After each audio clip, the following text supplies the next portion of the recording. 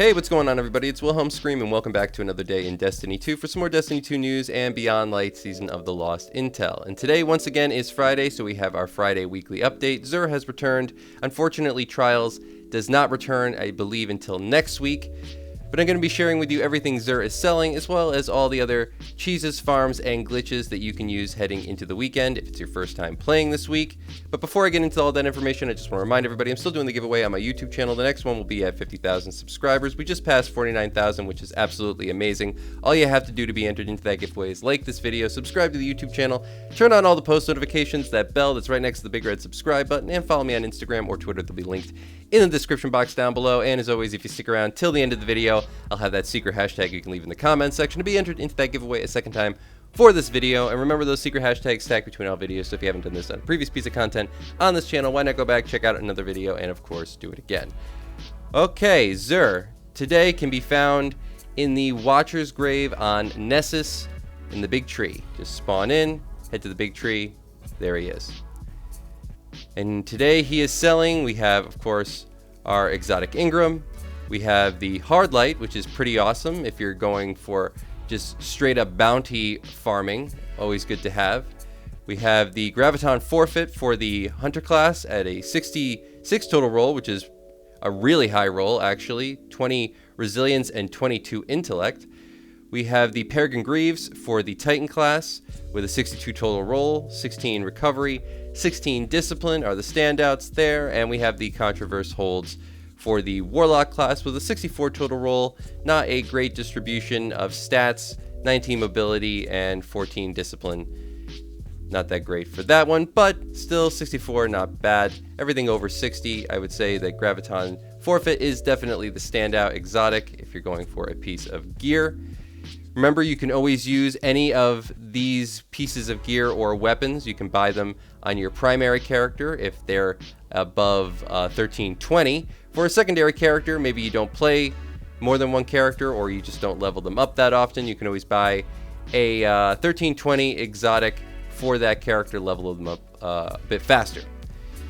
On the second page, we of course also have the exotic Cipher. Remember, if you have an exotic Cipher, you will not be able to pick up an exotic Cipher, but you can use exotic Ciphers to buy other exotics from the tower kiosk.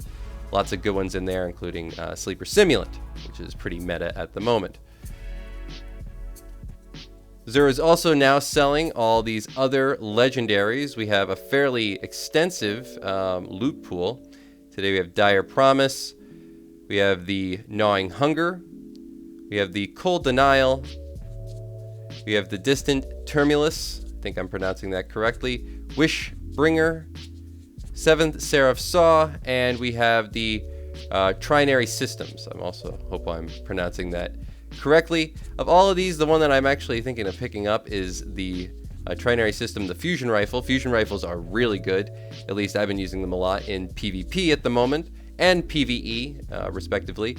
So, you know, maybe check this one out. Dire Promise used to be really good. Gnawing Hunger is a 600 RPM auto rifle, also still pretty good it seems.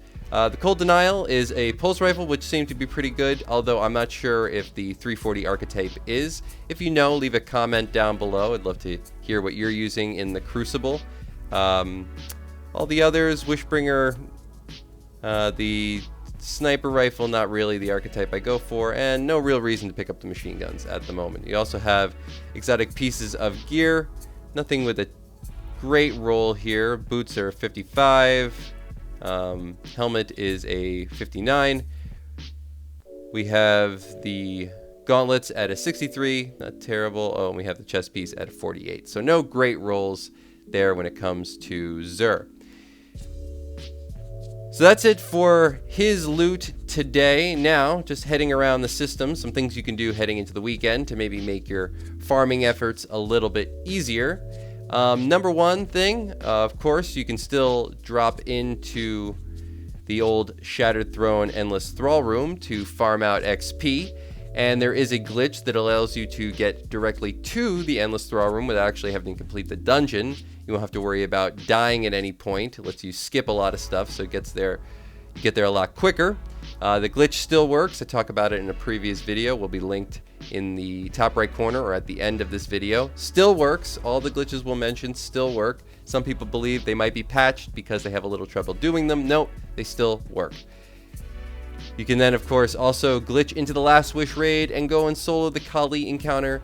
Get yourself some easy spoils. Well, I call them easy, but it still takes a little while to kill Kali, but you don't have to worry about dying, which is great. You'll get 3 extra spoils per character per week, so an extra 9 if you're just trying to farm out some extra spoils. You can also glitch into the Vault of Glass, not Gambit, the Vault of Glass raid, and get yourself 5 extra spoils per character per week, so that's a total of 15 just by going to that secret chest. That still works. Same glitch using the Sparrow, still works. You can always use the old Harbinger power glitch by deleting a character and doing the Harbinger over and over again. Talked about that in a previous video for endless pinnacle gear, or a piece of pinnacle gear that you can get as many times as you are willing to delete a character and do the Harbinger. A little bit nuanced, but still there, still working. And then the other thing that I want to talk about is getting the new pieces of exotic gear. I believe these are, well, I know the Radiant Dance Machines are one, the Nothing Manacles are the other. I can't remember the name of the Titan Gauntlets, but they are a pair of Titan Gauntlets, which are really good from what I've heard. You can farm any of these through, of course, the legendary Lost Sectors. Now, the 1350 today is dropping exotic helmets, and the 1312 is dropping exotic leg armor. So you could do the 1312 and possibly get the Radiant Dance Machines. I know those were taken out or disabled for a few days. I think they're back in now, so the Perdition at 1320 might be a really good day to do it. We have Barrier and Overload. I think that's always the case. But if on another day or any other day you want to, because these do rotate daily, I might add, you want to farm out a exotic piece that's dropping from the 1350, but you can't do that 1350 because you're either just not high enough power or it's just too daunting for you. You never have to do the 1350. All you need is to make sure that you have a full inventory of engrams. And I talked about this a little bit more in my last video, so go check that out. But that'll allow you to get the exotic gear from the 1350 by doing the 1320. If you want to know more about that, go check out my last video. And that is going to be it for all the information today. Hopefully you found some of this helpful.